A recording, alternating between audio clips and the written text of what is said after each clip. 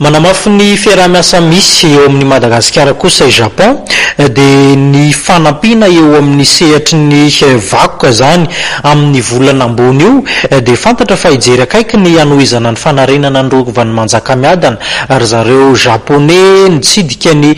minisitra tompon'andraikitra moa zany ny masivon'ny Japon izay miasa somony eto Madagasikara anafahany rotota ny fampizara ihany koa ity fotoan'ity.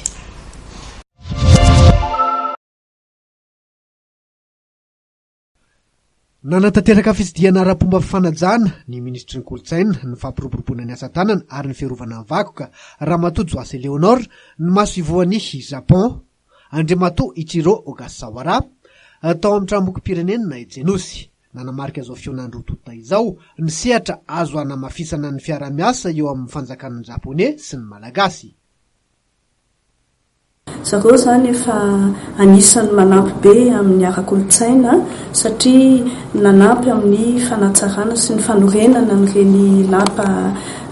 vakoka antsika reny ny eo Manjakamiadana, ny eo Andafiavaratra ary araka voalazako teo amin'ny fanarenana n'ireny hosodoko izay nisy fahasimbana taorina ny famaizany lapan'ny Manjakamiadana sy ny fitehirizana azy tao amin'ny tao Andafiavaratra.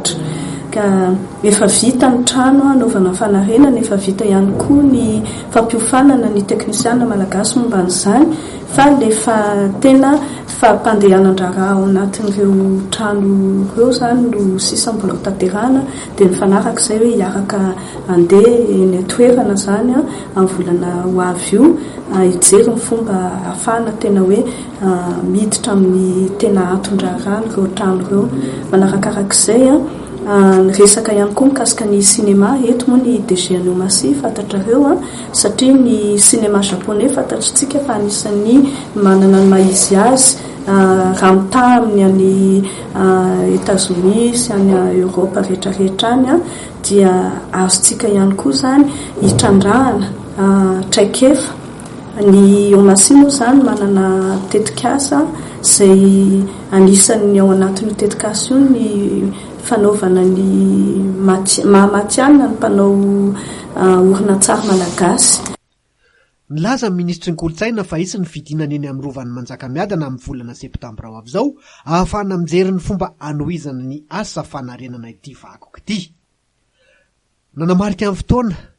ny fanoloran'ny maso japonais Saribakoly Kity ho an'ny ministry ny kolotsaina Saribakoly izay maso ivoan'ny Japon firenena candidat andray ny exposition universelle taona 2024 ao Osaka. Nilaza ny itondran'ny fanohanany any Japon i Madagasikara amin'ity hetsika goavany ity.